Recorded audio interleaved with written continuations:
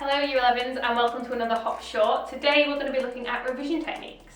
So in your possession you'll have a piece of paper or card given to you by your teacher, and you'll also have a pen or a pencil. You need to write the numbers 1 to 10 down the left hand side of that piece of paper.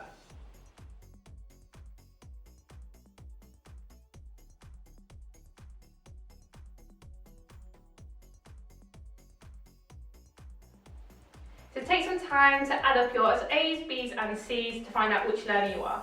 If you've got mainly A's, you could be a visual learner. Those with mainly B's, maybe a kinesthetic learner, and those with mainly C's, they are an auditory learner. You could be a mix of more than those. If you've got two numbers that are close together, you can have two learning styles. So if you've got mostly A's, you are a visual learner. So you'll learn best using mind maps, posters, flashcards, post-it notes, anything else with colour on it or diagrams, that's what you need to use. If you're like me, you're more a kinesthetic learner, so you need to be hands-on. We like to be practical. If somebody tells us something, we like to see it in action.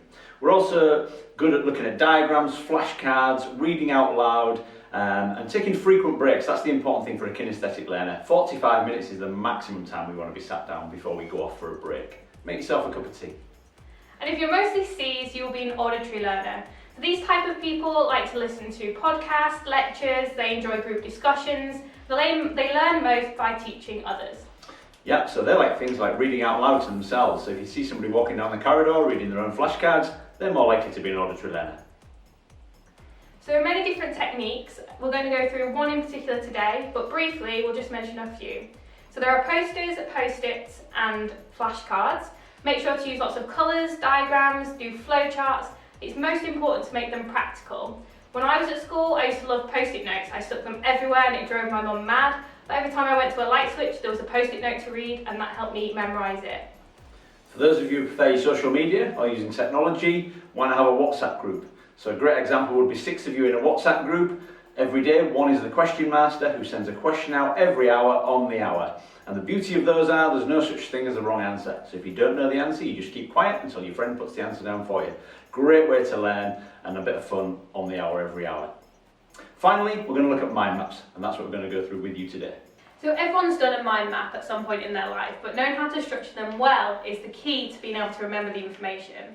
So if we start with our general topic in the centre of your page, and then with arrows coming off there, look at subtopics.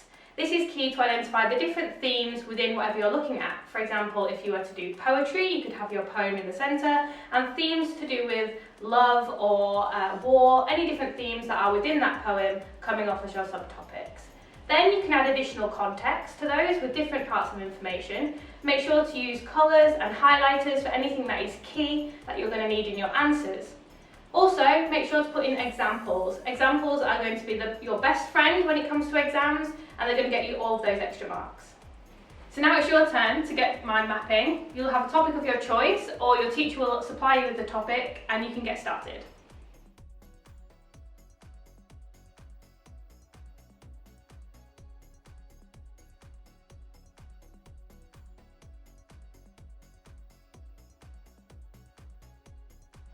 Okay, one important skill that you need to learn to be able to conquer revision is time management.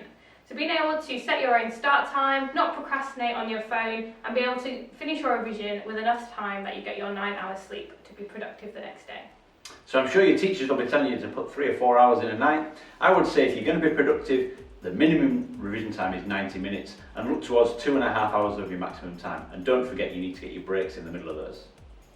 Okay, the next thing, and this sometimes is really tricky at home, is finding a neat and tidy or a quiet space to do your revision. It's really worth spending 5 minutes or so just to set up your space, make sure you've got your pens, your flashcards or your paper ready. And the main thing is to get away from siblings who can be really troublesome, brothers and sisters, or pets that are running around the house. It really is important that you clear your mind ready for revision.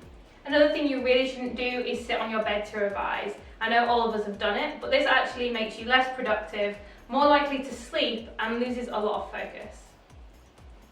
Okay, you've got to look after your brain and your mind when you're revising. It's really important you keep hydrated. You should drink 2 litres of water a day. That's 8 glasses or 4 of these small water bottles. Another way to keep your brain active during revision is to make sure that you eat well. This includes eggs, pasta, berries, any type of fruit, and to make sure you're not fueling yourself with energy drink and sugar. However, positive enforcement is good, so if you want to give yourself a treat at the end of your revision session, have a little bit of chocolate or digestive ready at the end. Okay, this one's really personal preference. Do you want to choose one subject per day, for instance Monday be your maths revision day, or would you prepare for a short break to choose another subject? So for your first hour, hour and a half, you might choose geography, have a short break, and then do some history afterwards. To make sure you're ready to work, make sure you're in comfortable clothing, but make sure these aren't your pyjamas because that will make your brain feel like it's going to bed. Okay, so we talked about studying at home, but obviously there are other places you can go and do that. So first of all, there might be a library. Libraries are really useful. I loved the library at university. It gave me a quiet space where I could go and do my work at my own pace. Also, libraries are open 24 hours a day once you get to university, so if you wanted that midnight shift, you could definitely get that in. Okay, and study spaces. So we've already talked about home, but there may be study spaces at school that you can use in lunchtimes or after school clubs. I'm sure in year 11 the school will be putting on after school revision sessions as well, and you'd be expected to attend those. Also, we need to think about cafes. Yeah, so you can go to cafes with your friends, have some fun, it'll be a bit nicer, there'll be people around, but if you're not looking for all of that noise in the surrounding area, then you need to go and find a quieter study space. One of those study spaces might be outside, so you get plenty of vitamin D, hopefully a bit of sunshine, some fresh air with your friends, take a picnic and do some quality revision. Okay, so going back to the start of this hop short on revision techniques, we looked at your learning styles, whether you're a visual, audio or kinesthetic learner. And remember we looked back at mind mapping, which is one technique that can help you with your learning style. We also covered the do's and don'ts of revision, including eating well and staying hydrated. And we also looked at where we should be revising, whether that be in the cafe, the library, at home or outside. Okay, finally, don't forget to follow us our social media channels. Whether that be Twitter, Instagram and Facebook, and make sure to check our website for more hop shots.